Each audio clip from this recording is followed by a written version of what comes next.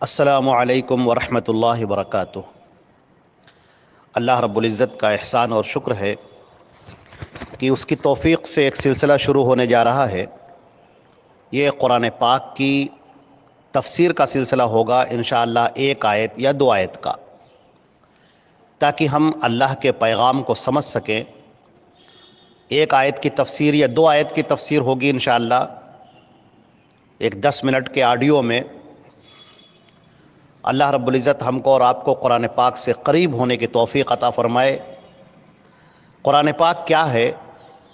یہ لفظ قراءہ سے بنا ہے، جس کے معنی پڑھنے کے آتے ہیں۔ اللہ رب العزت نے اس قرآن پاک کو نازل فرمایا ہے، یہ اللہ کا پیغام ہے، یہ اللہ کی کتاب ہے۔ اللہ رب العزت نے انسانوں کی تخلیق فرمائی، انسانوں کو پیدا کیا۔ اب یہ انسان جو اس دنیا میں آیا ہے، اس کے سامنے ایک مقصد پیش کیا گیا کہ تم اس دنیا میں کیوں آئے ہو، تمہاری زندگی کا مقصد کیا ہے، تمہاری ابتدا اور تمہارا انجام کیا ہے جہاں سے تمہاری شروعات ہوئی ہے، اور کیا تمہارا انجام ہونا ہے، یہ دنیا کیا ہے، اس دنیا میں موت اور زندگی کیا ہے۔ یہ سب اللہ رب العزت نے پہلے بھی آسمانی کتابیں اتاریں اور اپنے انبیاء کرام کو بھیجا، تاکہ وہ لوگوں کی ہدایت کا سامان کریں، لوگوں کو بتائیں ایسی چیزوں کے بارے میں جو وہ اپنی عقل سے نہیں جان سکتے۔ انسان اس دنیا میں چلتا چلا جا رہا ہے، مگر وہ کہاں جا رہا ہے، اس کا انجام کیا ہے، اس کے ساتھ کیا ہونے والا ہے، اس کو بالکل پتہ نہیں۔ وہ اس دنیا میں کیوں آیا ہے، کس مقصد کے لیے اس دنیا میں انسان کو بھیجا گیا ہے، یہ عقل و شعور اسے کیوں عطا کیا گیا ہے، یہ قوت اور طاقت اسے کیوں فراہم کی گئی ہے، اسے پتہ ہی نہیں ہے۔ لہٰذا اللہ رب العزت نے ہر دور میں، ہر زمانے میں اللہ رب العزت نے اپنے پیغمبر بھیجے، جن کی تعداد 1,00,000 سے بھی زیادہ پیغمبر ہیں، جو دنیا کے ہر خطے میں بھیجے گئے۔ اللہ رب العزت نے فرمایا لِكُلِّ قَوْمٍ هَادٍ، ہر قوم کے لیے ہم نے ایک ہدایت دینے والا بھیجا ہے۔ چنانچہ اللہ رب العزت کا یہ فیصلہ ہوا کہ اب ایک آخری پیغمبر بھیجے اور اس کے اوپر آخری پیغام اتار دیا جائے، اور اس کتاب کی حفاظت کی جائے، اس پیغام کی حفاظت کی جائے، اس رسول کی حفاظت کی جائے، اور اس طرح اللہ کا یہ پیغام قیامت تک کے لیے پھر محفوظ ہو جائے۔ چنانچہ حضرت محمد مصطفیٰ صلی اللہ علیہ وسلم جو سرزمین مکہ میں آپ پیدا ہوتے ہیں، 22 اپریل 571 کو، 22 اپریل 571 عیسوی میں آپ پیدا ہوتے ہیں، اور آپ پروان چڑھتے ہیں۔ انتہائی نیک صفات، انتہائی بلند فطرت، اور آپ کی پاکیزگی کی گواہی پورے مکے کے لوگ دیتے ہیں، یہاں تک کہ جب آپ کی عمر 40 سال کی ہو جاتی ہے، ایسے موقع پر آپ کو اکیلا رہنا پسند ہونے لگا، آپ کی طبیعت میں الجھن ہونے لگی، اور اکیلا رہنا آپ کو پسند ہونے لگا۔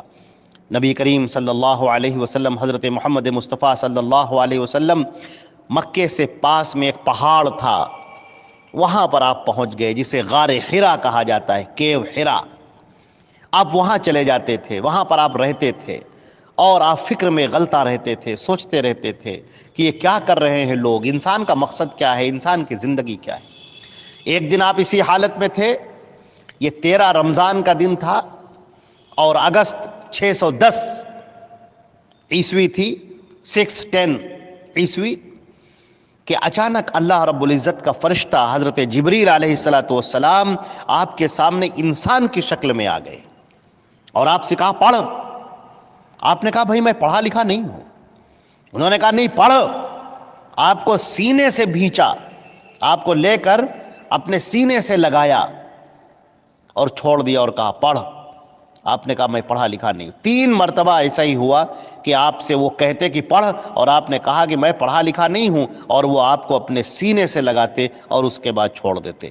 آخرکار تیسری بار میں آپ نے کہا میں کیا پڑھوں، تو اس نے پھر قرآن پاک کی یہ 5 آیتیں تلاوت کی۔ اقرأ بسم ربک الذی خلق، خلق الانسان من علق، اقرأ وربک الاکرم الذی علم بالقلم۔ یہ 5 آیتیں پڑھیں، اور اس کے بعد یہ آیتیں آپ کو یاد ہو گئیں، اور وہ فرشتہ غائب ہو گیا۔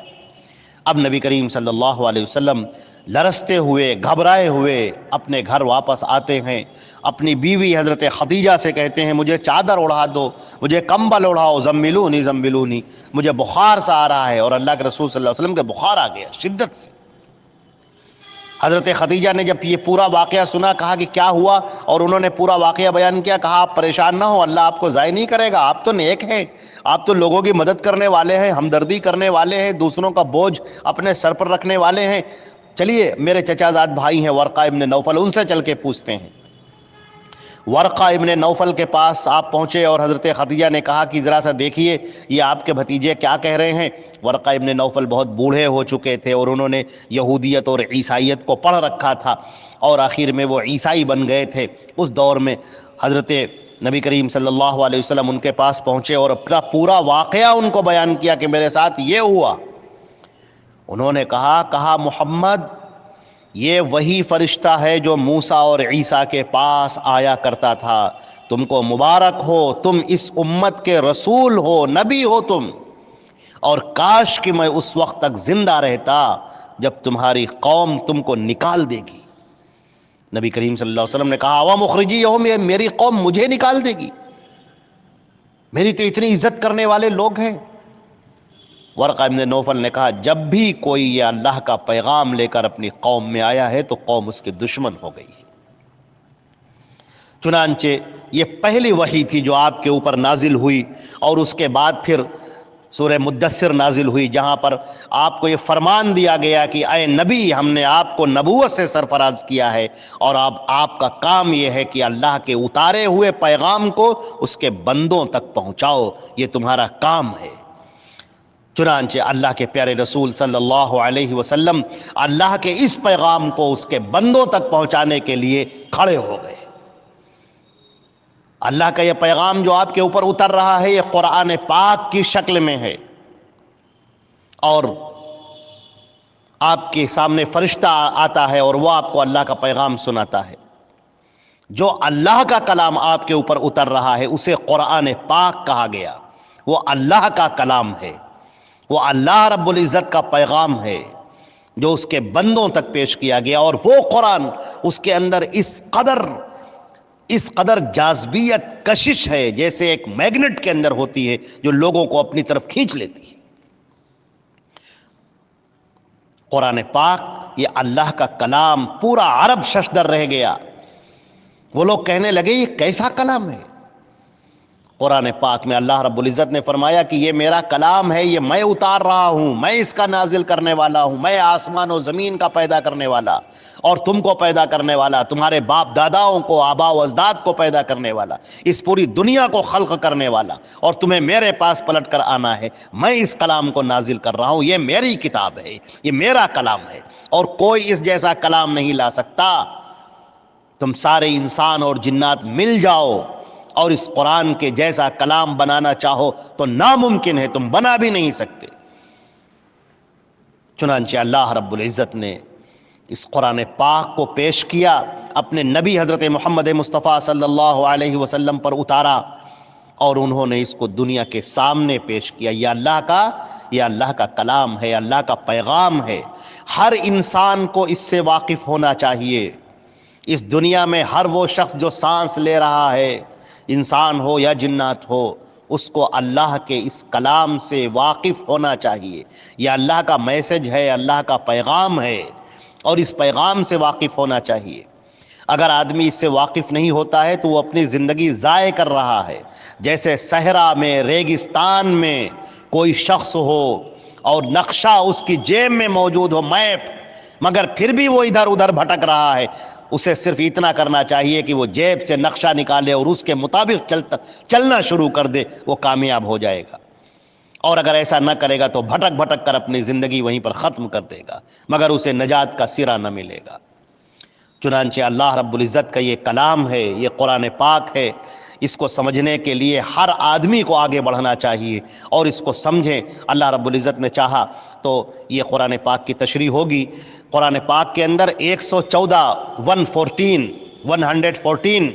صورتیں ہیں، 114 صورتیں ہیں، اور جن میں سے 87 مکی ہیں جو ہجرت سے پہلے نازل ہوئیں، اور 27 یعنی 27 یہ مدنی سوریں ہیں جو ہجرت کے بعد نازل ہوئیں، اور کل جو اس کی آیات ہیں وہ 6666 6666 یہ آیات ہیں۔ یہ قرآن پاک اللہ کی کتاب ہے، پیغام ہدایت ہے، ہمارے لیے ذریعہ نجات ہے، اللہ کی وحی ہے جو اس کے پیغمبر حضرت محمد مصطفیٰ صلی اللہ علیہ وسلم پر نازل ہوئی، اور اللہ کے پیارے رسول صلی اللہ علیہ وسلم کی وفات 8 جون 632 میں ہوتی ہے، اور اللہ رب العزت نے اس قرآن کو مکمل کر دیا، دین اسلام کو مکمل کر دیا۔ فرمایا گیا الیوم اکملت لکم دینکم، آج کے دن میں نے تمہارا دین مکمل کر دیا اور اپنی نعمت تم پر تمام کر دی، اور میں دین اسلام سے راضی ہو گیا۔